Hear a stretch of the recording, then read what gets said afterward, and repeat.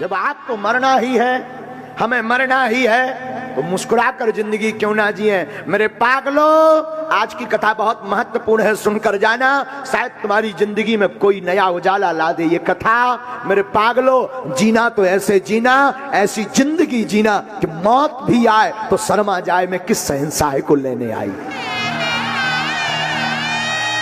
मैं आई भी तो किस बादशाह के पास आई। ऐसे बादशाह बनो अपनी जिंदगी के, मुस्कुराओ। जिंदगी में प्रसन्नता, हंसना और मुस्कुराना सिर्फ मानवों के लक्षण हैं। आपने किसी गधे को मुस्कुराते हुए देखा है? जवाब दो। अब अगर ये काशी में मिलते हो ऐसे गधे तो हमको जरूर मिलवाइए। अगर कोई गधा मुस्कुराता हुआ दिख जाए तो समझना ये मानव बनने की तैयारी कर रहा है। और अगर कोई इंसान मुस्कुराए ना तो समझना ये वो बनने की तैयारी कर रहा है। इसलिए जिंदगी में मुस्कुराओ, जिंदगी हर प्रसन्नता से जियो। मेरे पागलों, तुम्हें सुनकर शायद विचित्र बात लगेगी, किसी शादी में बैंड बाजा बजाने वाला जब जाता है तो दो प्रकार के बैंड बाजा वाले जाते हैं। पैसा दोनों लेते हैं, टाइम दोनों का बराबर लगता है। एक ही बारात में जाते हैं पर एक रोता है, एक मुस्कुराता है। पहला जो प्रथम नंबर का बैंड बाजा वाला होता है वो जाता है, वो सोचता है कब पूजन हो जाए, कब द्वार टीका हो जाए, कब टीका हो जाए, कब मेरी बारी खत्म हो, कब मैं वापस जल्दी घर को जाऊं, सो जाऊं। उसे बार बार घड़ी याद आती है, बार बार उसे परेशानी होती है, बार बार मन में उसके उद्विग्नता होती, बार बार उसका मन खिन्न करता, बार बार उसका मन खींचता। तब तक कोई अगर नशेड़ी, दारूखोर या कोई बड़ा प्यारा सा बाराती दूल्हे का कोई दोस्त यार वार अब वो नाचने आ जाए तो उसका दिमाग खराब हो जाता। ये और आ गया, 1 घंटा खाएगा, अंदर ही अंदर खींच पड़ता, जोर जोर से ढोल बजाता है। लेकिन उसी ढोल बाजे में दूसरे नंबर का भी एक वादक होता है जो सोचता है रात तो खराब हो ही रही है, पैसा तो मिलना ही है, टीका होने के पहले छूटना नहीं है, शायद कोई पीने वाला नांगन डांस करने वाला मिल जाए तो क्या कहना प्यारे। और जहां कोई नांगन डांस करने वाला आ जाए तो वो नई नई ट्यूनिंग निकालना प्रारंभ कर देता है। ले और नाच में थका ना लूं तो मेरा नाम नहीं। एक रो रहा, एक हंस रहा, दोनों एक ही जगह खड़े हैं। ऐसे ही जिंदगी है मेरे प्यारे, एक मुस्कुरा कर निकालता है, एक रोकर निकालता है। आपके ऊपर है आप कौन से स्तर पर जीते हैं। इस भारत में, इस भूमि में, इस दुनिया में मेरे पागलों, आज तक जो भी मानव बनकर आए कोई ऐसा नहीं हुआ। एक हमारी प्यारी बात है, किसी के द्वारा सुनी है हमने, आपका लाखों का महंगा मकान बनाने वाला अक्सर बिना छत के सोता है। करोड़ों की आपकी गाड़ी चलाने वाला अक्सर रिक्शे से घर जाता है। दुनिया को खिलाने वाला अक्सर भूखा सोता है। ये जिंदगी है यारो, दुनिया को हंसाने वाला अक्सर अकेले में रोता है।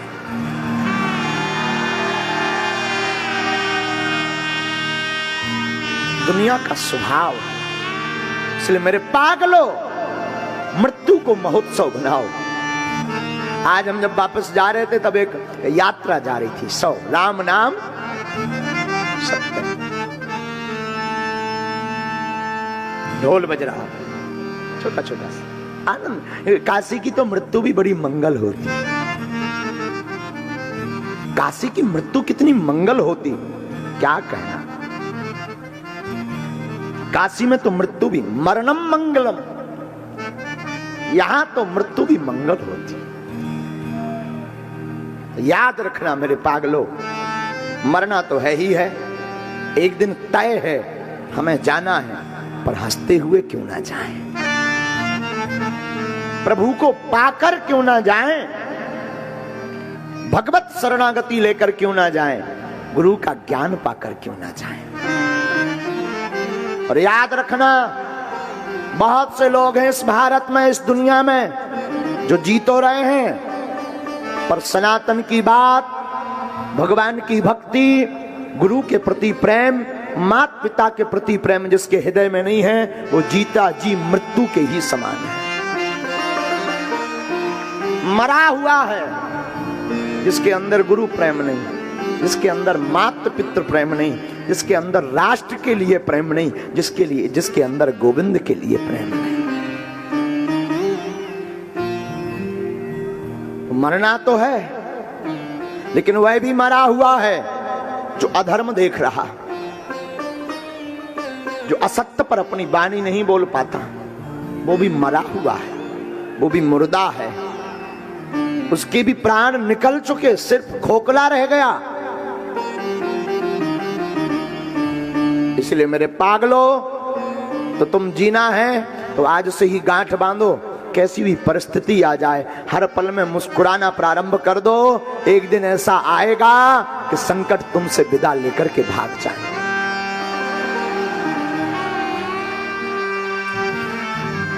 एक पुरानी वार्ता है, पुनः बोलूं तो अतिशयोक्ति नहीं है।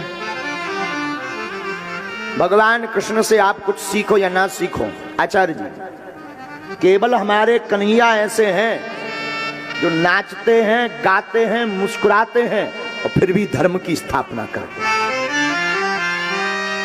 सिर्फ कन्हैया नाचता गाता धर्म का रूप है कन्हैया। बाकी आप उठाओ, ऐसा धर्म नहीं मिलेगा। पहला ऐसे हमारे कन्हैया हैं जो धर्म नाचता भी है, गाता भी है, मुस्कुराता भी है। पहला। और जिंदगी में कुछ सीखो, कन्हैया से ना सीखो, भागवत से मुस्कुराना सीख लो।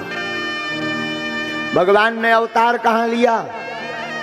बोलो, मथुरा में, जेल खाने में।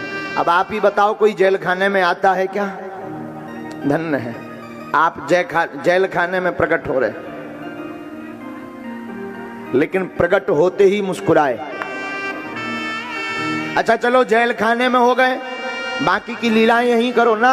रातों रात गायब हो गए, गोकुल में आ गए, और गोकुल में आकर के भी मुस्कुराए। चलो आप गोकुल में आ गए, अब बाकी जिंदगी यहां निकालो नहीं। कुछ साल गोकुल में रहे, कुछ लीलाएं गोकुल में की, फिर गोकुल को भी त्याज्य कर दिया, श्रीधाम वृंदावन आ गए। वृंदावन में भी ठाकुर जी मुस्कुराए। भगवान ने वृंदावन में अनेक लीलाएं की, राक्षसों का वध किया, तब भी भगवान मुस्कुराए। दधी माखन की चोरी की, तब भी हमारे कन्हैया मुस्कुराए। घर घर ठाकुर जी डोले, तब भी कन्हैया हमारे।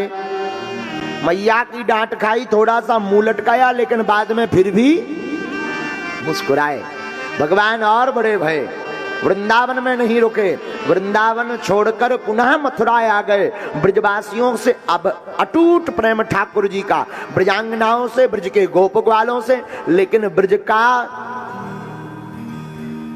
विरह भी ठाकुर जी को कुछ नहीं कर पाया। ब्रज को छोड़कर, ब्रज को छोड़कर मथुरा आकर हमारे ठाकुर फिर भी मुस्कुराए। मथुरा में भी रुके नहीं हमारे कन्हैया। मथुरा में आकर के भी राजा कंस मामा जी का वध करे। अब मामा जी का वध यानी सीताराम नाम सत्य है, वध कर करके भी हमारे ठाकुर जी क्या किए? बोलो ना, मुस्कुराए। गुरु आश्रम में पढ़ने को गए, तब भी हमारे ठाकुर जी मुस्कुराए। सुदामा से मित्रता हुई, तब भी ठाकुर जी मुस्कुराए। जरासंध ने 17 बार आक्रमण किया, तब भी हमारे कन्हैया मुस्कुराए। 18वीं बार जब ब्राह्मणों को जरासंध बैठा करके आया, तो भगवान रणछोड़ बन गए। रणछोड़ का अर्थ जानते हो? बीच में ही युद्ध को छोड़कर भाग गए, नाम रणछोड़ पड़ गया। लेकिन तब भी हमारे ठाकुर जी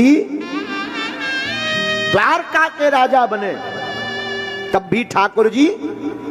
अच्छा, हमारी तुम्हारी तो एक शादी हो तो मुस्कुराहट चली जाए। जी को ब्याह होगा, उसको चेहरा गौर से देखो, कहा भाई साहब, वो जबरदस्ती जरूर दूसरे के बगल के चक्कर में हंस ले। हाँ, 1-2 साल तो बहुत हंसता है। नई नई शादी हो तो शुरू शुरू में तो घरवाली लगा चंद्रमुखी, हमारा हमारी लोगाई तो चंद्रमुखी है। लेकिन 2-3 साल बीत जाए तो जो चंद्रमुखी लगती थी वही भद्रमुखी नजर आती है। और जहां 4-5 साल बीते, पहले साल चंद्रमुखी, दूसरे तीसरे साल भद्रमुखी, और जहां 4-5 साल बीतीत भय, छोटे छोटे पैया पप्पू पुआ भय, और जहां भीतर से श्रीमती जी ने पुराण वाचना प्रारंभ किया सो चंद्रमुखी, भद्रमुखी, अंत में ज्वालामुखी नजर आती है। जिनका एक विवाह हो जाए उनसे पूछो, लेकिन धन्य है हमारे ठाकुर जी, 16,108 विवाह करते हैं तब भी हमारे कन्हैया मुस्कुराते हैं।